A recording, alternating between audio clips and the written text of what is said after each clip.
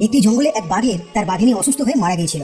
মরার আগে সে বলে গিয়েছিল, আমার দুটো ছানা রইলো, তাহলে তুমি দেখো, আর পারলে একটা বিয়ে করো, না হলে এই ছোট বাচ্চারা না খেয়ে মারা যাবে। বিয়ে তো একটা করতেই হবে, তবে কোনো বাঘিনীকে আর না, কোনো মানুষের মেয়ে পেলে তবেই বিয়ে করব, কারণ শুনেছি তারা খুব ভালো রান্না করতে পারে। এরপর বাঘ মেয়ে খুঁজতে গ্রামের দিকে গেল। গ্রামে ঢুকতেই সে দেখলো একটা ছেলে আর মেয়ে দাঁড়িয়ে আছে। বাঘ এক লাফে তাদের সামনে এসে পড়ল। এই যে ছেলে, তুই বাড়ি যা, আর এই যে মেয়ে, কোনো কথা না বলে আমার পিঠে চাপ। বাঘের কথা মতো ছেলেটি ভয়ে বাড়ি চলে গেল। তারপর বাঘ মেয়েটিকে পিঠে চাপিয়ে নিয়ে জঙ্গলের দিকে চলে গেল।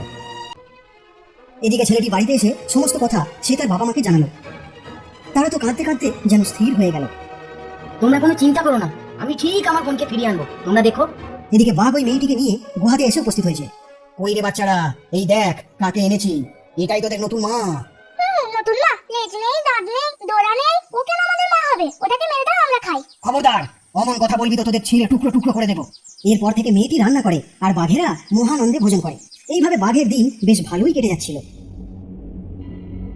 কয়েকদিন পর সকাল হতেই বাঘ জঙ্গলে বেরিয়ে পড়ল। ঠিক সেই সময় মেয়েটির ভাই এসে উপস্থিত হলো। ভাই, তুই এখানে? বাঘ তোকে মেরে ফেলবে, চলে যা। তোকে এখান থেকে না নিয়ে আমি যাবো না। শোন, একটা কথা বলি, তুই পাথরের পেছনে লুকিয়ে পড়, এখনই বাঘের আসার সময় হয়ে গেছে। ঠিক আছে, আমি লুকিয়ে পড়ছি।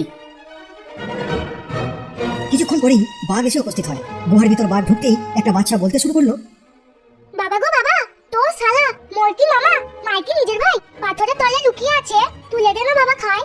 আজ বাঘ খুব চটে ছিল, তাই বাচ্চার কথার মানে সে বুঝতেই পারল না। শান্ত মনে বাঘ যদি বাচ্চার কথা ভাবতো তাহলে বুঝেই যেত যে মেয়েটির ভাই ওই পাথরের আড়ালে লুকিয়ে আছে। শোনো মেয়ে, আজ পিঠে বানিও কেমন, বিকেলে খাবো, দেখো যেন ভালো হয়। এরপর বাঘ বেরিয়ে গেলে ভাই ওই পাথরের আড়াল থেকে বেরিয়ে আসে। তারপর মেয়েটি উনান ধরিয়ে কড়া চাপিয়ে দিল, তারপর তাতে তেল দিয়ে গরম করলো।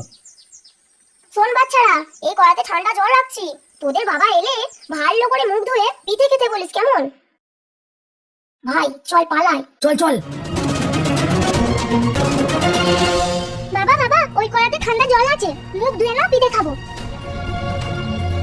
তোদের মা কোথায়? মা গা টানতে গেছে, এক্ষুনি আসবে। ঠিক আছে। বাঘ জানে না যে ওই কড়াতে গরম তেল রাখা আছে।